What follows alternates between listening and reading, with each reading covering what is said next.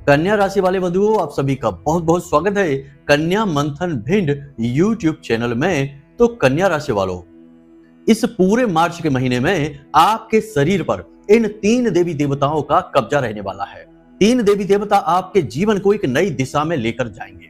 आपको वह सब कुछ दे सकते हैं जिसकी आपको अब तक तमन्ना रही है, तलाश रही है, और वह आपको मिल नहीं पाया है। आपके हिस्से की हर वह खुशी जो अब तक आपसे किसी न किसी वजह से छीनी गई है, जिसके आप काबिल थे, वह मंजिल, वह कामयाबी आपको अब मिलने वाली है। यह मार्च का महीना बड़ा ही क्रांतिकारी है, जिसमें ग्रहों की स्थितियां ऐसी बन रही हैं जो आपके जीवन में कई प्रकार के क्रांतिकारी बड़े बदलाव लेकर आएंगी। लेकिन इन तीन देवताओं की कृपा और पूर्ण आशीर्वाद भी आपको दिलाएंगी, बशर्ते कि आपको इनके विषय में पूरा ज्ञान प्राप्त हो। जब आप इन्हें पहचानेंगे ही नहीं तो इनसे आप लाभ कैसे ले पाएंगे। दिव्य शक्तियों की एक विशेष खूबी होती है बंधुओं कि जब हम उन्हें पहचानते हैं, उनका निवेदन करते हैं, आवाहन करते हैं और पूजन करते हैं, तब हमें उनकी कृपा प्राप्त होती है। पुराणों में इसका स्पष्ट उदाहरण मिलता है कि सुदामा जी पूरे जीवन गरीबी में गुजारे। उनकी पत्नी ने उनसे खूब कहा कि जाइए द्वारकाधीश के पास, कृष्ण आपके भाई हैं, बंधु हैं, सखा हैं, बाल सखा हैं, आपकी मदद जरूर करेंगे। लेकिन सुदामा जी नहीं गए, यानी कि भगवान की तरफ कदम नहीं बढ़ाया, उनका आवाहन नहीं किया। तो भगवान श्री कृष्ण भी असहाय हो गए, सब कुछ जानते हुए भी सुदामा जी की मदद नहीं कर सके। ठीक इसी प्रकार यह जो उदाहरण है, यह हमें यह बताने की कोशिश कर रहा है कि सुदामा जी एक साधारण मानव हैं और भगवान श्री कृष्ण नारायण हैं, ब्रह्म हैं। तो ब्रह्म और मानव के बीच का रिश्ता कैसा होता है? जब तक मानव अपनी आकांक्षाओं, इच्छाओं और अभिलाषाओं को त्याग कर भगवान की ओर कदम नहीं बढ़ाएगा, तब तक भगवान भी असहाय होते हैं, असमर्थ होते हैं इंसान की मदद करने के लिए। इसीलिए शायद यह कहावत बनी है कि भगवान भी उसकी मदद करते हैं जो स्वयं अपनी मदद करना जानता है। तो आज का यह कार्यक्रम आपको तीन बड़े देवताओं के बारे में, दिव्य शक्तियों के बारे में बताएगा, जिनका पूरा कब्जा आपके शरीर, आपके जीवन, आपके घर परिवार, आपकी नौकरी, काम धंधे, व्यापार, आपका दाम्पत्य जीवन, आपकी हर एक खुशी पर है। लेकिन आपको इन तीन देवताओं के बारे में कुछ भी नहीं पता है, भनक तक नहीं है।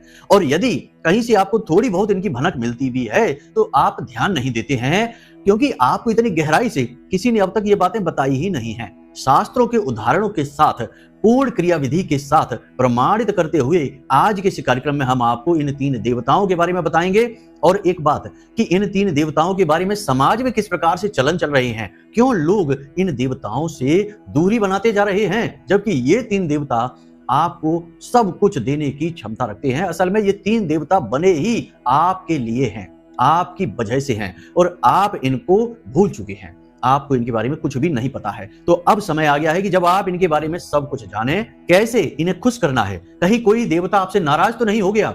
यदि नाराज हुआ तो उसका क्या प्रमाण है, संकेत क्या है? और यदि नाराज है तो उन्हें प्रसन्न कैसे किया जाए? क्योंकि देवता जैसे नाराज होते हैं तो प्रसन्न भी जल्दी हो जाते हैं। वे कोई राक्षस नहीं है, आपको दुखी नहीं करना चाहते हैं। बस आपने उनका निरादर, तिरस्कार कर दिया, उनका पूजन नहीं किया, उनका मान सम्मान नहीं किया, इस वजह से वे आपको छोड़कर जा चुके हैं। यही होती है नाराजगी। बाकी आपका नुकसान नहीं करेंगे वो, परंतु आपके लिए समय पर खड़े भी नहीं रहेंगे। तो कैसे उन्हें प्रसन्न किया जाए? या आपसे नाराज हुए भी हैं कि नहीं हुए हैं? नहीं हुए हैं तो बहुत अच्छी बात है। मतलब कि आज का यह जो ज्योतिषीय कार्यक्रम है, यह ना केवल आपको ग्रह नक्षत्रों के विषय में बहुत ही गहराई से ज्ञान देने वाला है, विस्तार से सब कुछ बताने वाला है, बल्कि आपको इन तीन देवताओं के बारे में भी ऐसी ऐसी रहस्यमयी बातें बताने वाला है यह कार्यक्रम कि आपकी सांसें कहीं भटक ही नहीं पाएंगी। पूरा ध्यान कार्यक्रम पर ही बना रहेगा। लेकिन बंधु, एक बार आपसे हमारा निवेदन यह जरूर है कि अभी आपको कार्यक्रम शुरुआत से अंत तक देखना है। जीवन में बहुत उतार चढ़ाव देख लिए आपने, संघर्ष बहुत देख लिया है, तमाम तरीके की बातें भी सुन ली हैं और कई उपाय और क्रियाएं भी कर डाले हैं। बंधु, हम भी कई उपाय और क्रियाएं बताते हैं आपको, लेकिन हर एक उपाय और क्रिया का व्यवहारिक प्रयोग भी बताते हैं, परहेज भी बताते हैं। क्योंकि बंधु, आधी बात बता देने से जीवन नहीं बदलता, इसीलिए शायद आपका जीवन भी आज तक नहीं बदला है। लेकिन अब चिंता मत करिए, अब आपका जीवन 100% गारंटी के साथ बदल जाएगा, क्योंकि अब आप माई के धाम से जुड़ चुके हैं। अगर अभी तक चैनल सब्सक्राइब नहीं किया है तो जल्दी से कर लीजिए, माई के धाम से जुड़ जाइए। कमेंट बॉक्स में लिख डालिए कि मैं भी माई के परिवार का हिस्सा हूं, और हाँ, पूरे भक्ति भाव के साथ जय मां भद्रकाली ये लिखना मत भूलना, वरना फिर से वही बात होगी कि आपने माई का भी निरादर कर दिया। ऐसा मत करना, ऐसी भूल मत करना, वरना जीवन नष्ट भ्रष्ट होते देर नहीं लगती। दिव्य शक्तियों ने जहां हाथ खींच लिए, मानव अनाथ हो जाता है।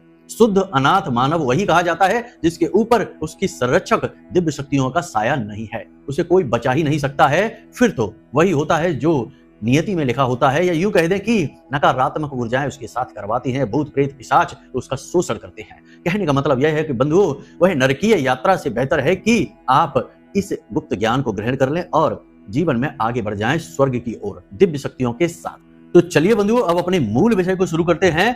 अब जरा ध्यान से सुनिए। कुंडली का आकलन जरूर कराना चाहिए, क्योंकि अगर आप खूब मेहनत करने के बाद भी यदि कामयाबी हासिल नहीं कर पा रहे हैं तो कहीं ना कहीं कुंडली में कोई दोष है, कोई नकारात्मक ग्रह योग है। उसका जब तक निराकरण नहीं होगा, उससे छुटकारा प्राप्त नहीं होगा, तब तक आपको कामयाबी हासिल नहीं हो सकती, उपाय चाहे कितने ही करते रहिए। ठीक है, तो प्रेम से बोलो जय माई की। जय माई की गुरु जी। कभी कभी ऐसा आपने जरूर देखा होगा, समाज में भी, अपने घर परिवार में भी शायद आपने कभी ऐसा देखा होगा कि स्थिति है, इसे जरा अनुमान करके देखिए कि मान लीजिए कि किसी के साथ दुर्घटना हो जाती है, कोई हादसा हो जाता है, कोई बड़ी अनहोनी घटना हो जाती है और उस घटना से वह इंसान बाल बाल बचकर निकल आता है। जब वह इंसान बाल बाल बचकर निकलता है तो जानने वाले लोग, परिवार के लोग जब परिवार के इकट्ठे होते हैं वहां पर उस इंसान के पास, तो क्या कहते हैं, जरा इस शब्द पर गौर करिए। यह शब्द अपने आप में एक बड़ा रहस्य लेकर चलता है। क्या है यह रहस्य, हम आपको अभी आगे बताने वाले हैं, ध्यान से समझिए। लोग कहते हैं कि पता नहीं कौन से देवता सहाय हुए कि इनकी जान बच गई, पता नहीं किस देवता ने मदद की कि इनकी जान बच गई, वरना गाड़ी तो खत्म हो चुकी है, ये हो गया वो हो गया, 50 तरीके की बातें हैं। लेकिन अंत में निष्कर्ष ये है कि किसी देवता ने मदद की, किसी दिव्य शक्ति ने साथ दिया, जिसकी वजह से इनकी मदद हुई और इनकी जान बच गई। अब ये देवता कौन है? क्योंकि यदि हनुमान जी होते तो लोग कहते कि हनुमान जी ने बड़ी मदद की, भोले बाबा होते तो लोग कहते कि भोले बाबा ने बड़ी मदद की, या फिर किसी अन्य देवी देवता की लोगों को आभास होता, अनुमान होता तो लोग उनका नाम लेते। लेकिन इस स्थिति में लोग ऐसा कोई नाम नहीं लेते, लोग कहते हैं पता नहीं किस देवता ने मदद की। अब यहां पर समझिए, वैसे तो सुनने में यह बिल्कुल साधारण वाक्य लगता है, लेकिन एक रहस्य है इस वाक्य के साथ। अब वह रहस्य क्या है, हमारा अध्यात्म इस विषय पर क्या कहता है, इसे ध्यान से समझिए। और एक बात कि इस विषय पर न केवल हिंदू धर्म में बल्कि मुस्लिम में, क्रिश्चियन में और भी जितने धर्म होते हैं, सभी धर्मों में इस विषय पर एक ही मत है, सभी का प्रमाण देते हैं। जैसे कि ध्यान से समझिए कि हमारा अध्यात्म यह कहता है, हिंदू धर्म यह कहता है कि हम कई जन्मों की यात्रा करते चले आ रहे हैं और उन्हीं जन्मों की यात्राओं में से किसी जन्म में हमने किसी विशेष देवी देवता का पूजन किया है, साधना की है, तप किया है। अब साधना का एक विशेष गुण होता है कि यह साधना समाप्त नहीं होती, इंसान जन्म लेता रहता है, मरता रहता है, लेकिन साधना उसके साथ चलती रहती है। और जिस दिव्य शक्ति को साधा गया है इस साधना के माध्यम से, यह दिव्य शक्ति भी हर जन्म में उसके साथ रहती ही रहती है। जी हाँ बंधुओं, लेकिन इस दिव्य शक्ति को पहचाना कैसे जाए? क्योंकि जब पहचानेंगे तभी तो हम उस दिव्य शक्ति का पूजन करेंगे, आवाहन करेंगे, अभिनंदन करेंगे, स्वागत करेंगे। यानी कहने का मतलब यह है कि उस दिव्य शक्ति से हम जुड़ पाएंगे। तो इसके प्रमाण क्या है, हम अभी आपको बताएंगे, संकेतों के माध्यम से बताएंगे। आपको समझना बहुत जरूरी है। यदि आपने उस दिव्य शक्ति से जुड़ गए तो समझिए कि आपकी कई जन्मों की जो साधना है वह सफल हो जाएगी। आपका उस दिव्य शक्ति से जुड़ना, उस देवता से, देवी से जुड़ना बेहद अनिवार्य है, आवश्यक है। पहली बात यह हो गई। दूसरी बात यह कि वह देवी या देवता जिसकी आपने पिछले कई जन्मों में साधना की थी, वह खुलकर आपके सामने क्यों नहीं आ जाते हैं, क्यों नहीं अपने बारे में आपको संकेत दे देते? क्योंकि आपने तो उनकी पिछले कई जन्मों में साधनाएं भी की हैं, तो क्यों नहीं वो आपको संकेत दे देते हैं और आपकी खुलकर मदद कर देते हैं? तो फिर से बात वहीं आ जाती है कि यहाँ पर आपको अपनी तर्क शक्ति, अपनी बुद्धि विवेक का इस्तेमाल करना होगा। देवता खुद बढ़कर कभी मदद करने नहीं आते हैं जब तक कि आप उनकी तरफ 2 कदम ना बढ़ाएं। आप 2 कदम बढ़ा देंगे तो वो 10 कदम बढ़ाएंगे और आजीवन आपके साथ रहेंगे, ये बात निश्चित है। लेकिन पहले आपको ही उन्हें पहचानना होगा। हिंदू धर्म में इन्हें रक्षक देव कहा गया है। ये हर वक्त आपकी रक्षा करते हैं, आपके साथ रहते हैं, छिपकर आपके लिए मदद करते हैं, काम करते हैं। और यही चीज यदि दूसरे धर्मों में देखा जाए तो क्रिश्चियन में इन्हें एंजल कहा जाता है, जो हर इंसान के साथ रहते हैं। और मुस्लिम में इन्हें रब्बी कहा जाता है, जो हर एक की मदद करने के लिए तैयार रहते हैं। कहने का मतलब यह है कि देवी देवता किसी न किसी रूप में हर वक्त साथ रहते हैं। आपने उनकी साधना की है, इस वजह से वे आपके साथ हैं। अब आप उन्हें पहचान नहीं पा रहे हैं। अब ये आपके साथ हैं और छिपकर आपकी मदद करते हैं, खुलकर आपके सामने नहीं आते हैं। इस बात के प्रमाण क्या है? तो ध्यान से समझिए। कभी आपके साथ ऐसी घटना घटी है कि जब किसी ने आपको बहुत बुरी तरीके से चोट पहुंचाई हो, मतलब कि भावनात्मक चोट पहुंचाई हो, आपका दिल तोड़ दिया हो, आप पूरी तरह से हताश निराश हो चुके हो, व्यापार में घाटा दिया हो, कहीं पर धोखा दिया हो, किसी भी प्रकार से आपने जब बेसहारा महसूस किया और अकेले में आप जाकर बहुत रोए, आपका दिल बहुत दुखा, उस समय अचानक से कुछ समय तक तो दुखी रहने के बाद अचानक से आपके अंदर से आवाजें आनी शुरू होती हैं और आप खुद अपना हौसला बढ़ाने लगते हैं और कुछ समय के बाद आप अपने आंसू स्वयं पहुंचकर एक नए आत्मविश्वास के साथ आगे बढ़ते हैं, जैसे कि किसी ने यह कह दिया हो कि डरने की जरूरत नहीं है, सब कुछ अच्छा ही होगा। यह जो आत्मविश्वास आता है यह उसी दिव्य शक्ति की ओर से आता है। कभी कभी ऐसा भी होता है कि कोई दुर्घटना होती है, हादसा होता है और फिर से वही बात कि आप बाल बाल बचकर निकल आते हैं, यह उसी देवता का साथ होता है। इसी प्रकार सपनों में किसी का चित्र दिखाई देता है, किसी की छाया दिखाई देती है और वह छाया और चित्र देखकर अच्छा लगता है, बुरा नहीं लगता, भय नहीं लगता है, यह भी प्रमाण है। कभी कभी आपके आसपास किसी के होने का एहसास होता है, आप अकेले बैठे हैं, आपको पता है कि आसपास कोई नहीं है, तभी अचानक आपको ऐसा लगता है जैसे बगल में कोई आ गया है या पीछे कोई चलकर आ चुका है या बगल से कोई निकल गया है। ऐसा सब कुछ महसूस हो तो समझो कि वह देवता, वह शक्ति आपके साथ है, आपकी खुलकर मदद करना चाहती है, आप उसे बस पहचान नहीं पाए हैं। तो अब आप इसे कैसे पहचानेंगे, बात ये करते हैं। तो सबसे महत्वपूर्ण यहाँ पर यह है कि एक बहुत ही सरल प्रक्रिया है, सरल गति है जिससे आप इस देवता को पहचान सकते हैं, जिसकी आपने पिछले किसी न किसी जन्म में बहुत साधना की थी, घोर साधना की थी। तो कैसे पहचानेंगे? अब यहाँ पर जितने लोग इस कार्यक्रम को देख रहे हैं उनके सबके मन में यह बात आ सकती है कि अरे गुरुजी, हमने कहाँ घोर साधना कर ली, हम तो बिल्कुल ऐसे ही हैं, हम तो पूजा पाठ भी नहीं करते ज्यादा, हम तो अपने काम में ही व्यस्त रहते हैं। तो सुनिए, आपके हम इस जन्म की बात नहीं कर रहे हैं, ना ही यह आपका पहला जन्म है, ऐसे हजारों जन्म आप लेकर आ चुके हैं और हर इंसान ने किसी न किसी जन्म में किसी न किसी विशेष देवी देवता का बहुत गहराई से पूजन किया है, साधन किया है, यह बात निश्चित है। तभी आप यहाँ तक आ पाए हैं। साधनाओं के बल पर ही इंसान उत्थान प्राप्त करते हुए नए जन्मों में विभिन्न श्रेणियों को प्राप्त करते हुए बुद्धिमानी को हासिल करता है, अपनी चेतना को जागृत करता है और मानव शरीर में बना रहता है। यदि इंसान की चेतना जागृत नहीं होगी तो उससे मानव शरीर भी छीन लिया जाएगा। जैसे हमारे हिंदू धर्म में कहा जाता है कि 84 लाख योनियां हैं, यदि आपके कर्म खराब हो गए तो फिर से उन्हीं योनियों में जाना पड़ेगा, बार बार जन्म लेना पड़ेगा, कीट पतंगों का, जानवरों का। तो मानव योनि में यदि आज भी आप ठहरे हुए हैं तो निश्चित बात है कि आपने अपने कर्म किसी न किसी जन्म में तो बहुत अच्छे किए हैं, किसी को साधा है। और एक बार जो कोई व्यक्ति किसी जन्म में साधना कर लेता है, गहरी साधना कर लेता है, तो फिर उससे मानव देह कभी नहीं छीनी जाती है, अगले जन्म में भी उसे मानव ही बनाया जाएगा। ऐसा कई पुराणों में प्रमाण मिलता है, जैसे कि जड़ भरत का प्रमाण मिलता है श्रीमद् भागवतम में। राजा भरत ही बाद में जड़ भरत बनकर पैदा हुए, हालांकि अपनी एक गलती की वजह से, क्योंकि अब उन्होंने थोड़ी सी मूर्खता दिखाई तो अपना जो तपोबल है वह समाप्त कर दिया, केवल एक हिरण के बच्चे के चक्कर में आकर। तो हिरण का जन्म अवश्य मिला एक जन्म के लिए सजा के तौर पर, लेकिन अगला ही जन्म जैसे ही उन्हें अपनी गलती का एहसास हुआ तो अगला ही जन्म फिर से मानव का उन्हें मिल गया और उसमें वे जड़ भरत के नाम से जाने गए। तो ये शास्त्रीय प्रमाण है जो हम आपको बातें बता रहे हैं। तो बंधु, अब यहाँ पर प्रश्न यह उठता है कि आप इस दिव्य शक्ति को कैसे पहचानें। तो ध्यान से सुनिए, ये क्रिया बहुत ही सरल है लेकिन बहुत ही शक्तिशाली है। भाव की बहुत आवश्यकता रहेगी, दिखावेबाजी से काम नहीं चलेगा। तो क्या करना है आपको? रात के समय जब आप नींद में जाते हैं उस समय यह क्रिया आपको करनी है। आपको अपने आसपास अपने रक्षक देव को याद करना है। आपका रक्षक कौन है, कौन सा देवता आपके साथ रहता है हर वक्त 24 घंटे, इसके बारे में जानना है। तो सीधी सी बात है कि रात को जब आप देवी देवताओं से जुड़ने की कोशिश करेंगे तो मोबाइल में तो व्यस्त रहेंगे नहीं या किसी से गप्पे तो हाँकेंगे नहीं। तो कम से कम सोने जाने से पहले आधे घंटे पहले आपको शांत हो जाना है, मौन हो जाना है, कुछ भी विचार मन में नहीं लाने हैं। विचार यदि आते भी हैं तो मन में यह सोचना है कि अभी छोड़ो, बाद में देखेंगे। कैसा भी विचार मन में आए, किसी से पैसे लेने हैं विचार आ रहा है, अभी छोड़ो बाद में देखेंगे। दुकान में कल ये काम यहाँ करेंगे, वहां करेंगे, कल करेंगे, कल की देखेंगे, अभी नहीं। इस तरह विचारों को आप निरस्त करते जाएंगे, एक के बाद एक विचारों को छोड़ते चले जाएंगे तो कुछ समय बाद विचार बहुत ही कम हो जाएंगे आने। यही योग की भी प्रक्रिया है, ध्यान की भी प्रक्रिया है। तो आप समझ रहे हैं ना कि आपको आधे घंटे तक केवल मौन रहना है, किसी से नई चर्चाएं नहीं करनी है, मोबाइल फोन तो भूल कर भी नहीं देखना है। तो ये क्रिया आपको करनी है। अब जब आप सोने जा रहे हैं उस समय आपको सीधे होकर बिस्तर पर लेट जाना है और अपनी छाती पर दोनों हाथ रखने हैं इस तरह से, और सीधे होकर लेटना है, छाती पर दोनों हाथ रखने हैं और अपनी आंखें बंद करके इस तरह से प्रार्थना दोहरानी है कि हे प्रभु, हे देवता, हे रक्षक देव, आप कौन हैं? हम आपके बारे में नहीं जानते हैं, लेकिन हम यह जानते हैं कि आप हर वक्त हमारे साथ रहते हैं, हमारी मदद करते हैं, हमारे से जुड़ना चाहते हैं, लेकिन हम आपको पहचान नहीं पा रहे हैं। कृपा करके हमें अपने होने का आभास कराइए। हमारी बुद्धि बहुत कम है, हम आपको समझ नहीं पा रहे हैं, इसलिए हमें अपने होने का एहसास कराइए ताकि हम आपको पहचानें, आपसे जुड़ें, आपका पूजन करें, आपका अभिनंदन अभिवादन करें।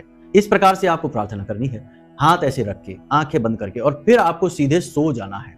इस क्रिया को आपको केवल 7 दिनों तक करनी है, इससे ज्यादा नहीं करनी है। 7 दिन के अंदर अंदर ही आपको आपके रक्षक देव का प्रमाण मिलेगा।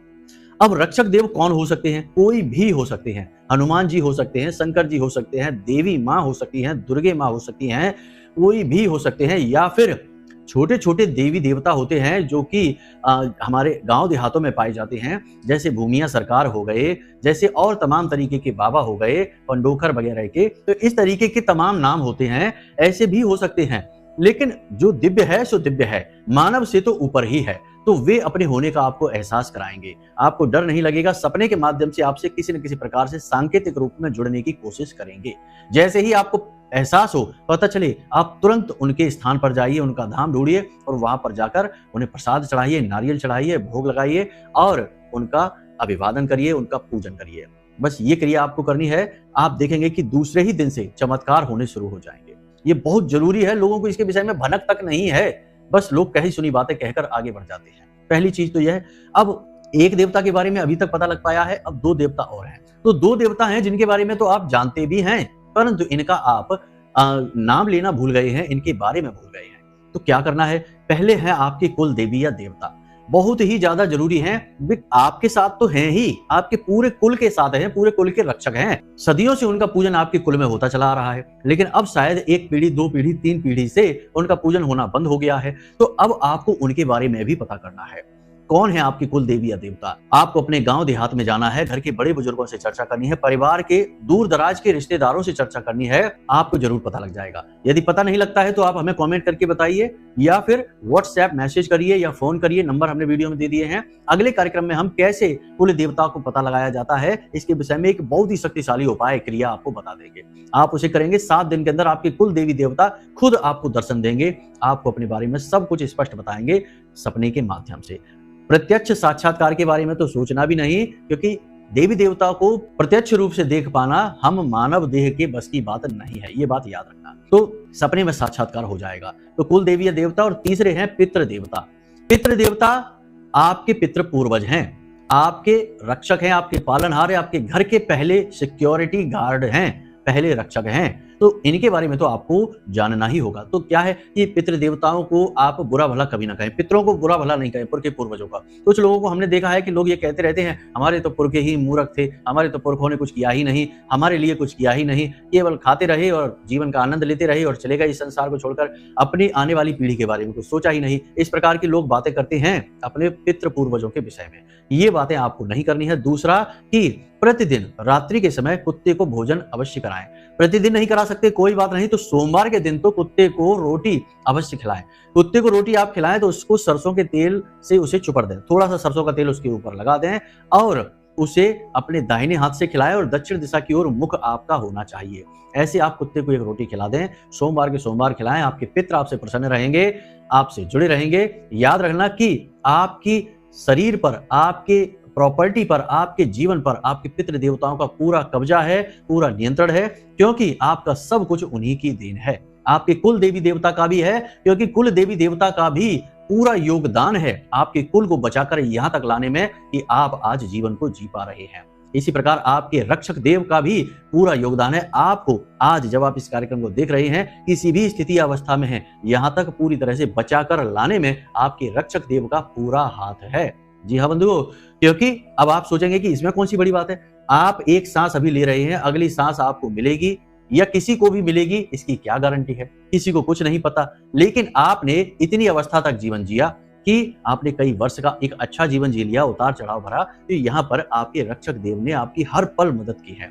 आप विचार करके देखना कि आपके अंदर से जो आत्मविश्वास आया, जो लड़ने की शक्ति आई, जो कुछ कर दिखाने का जज्बा आया, वह कहां से आ गया? आप तो टूट चुके थे, आप तो बर्बाद हो चुके थे, आपको तो धोखा मिल गया था, आप तो मिट चुके थे। फिर किसने आपको खड़े होने की शक्ति दी, किसने आपको लड़ने की ऊर्जा दी, किसने आपको आत्मविश्वास दिया? ये वही रक्षक देव हैं जो अप्रत्यक्ष रूप से हमेशा आपके साथ रहते हैं।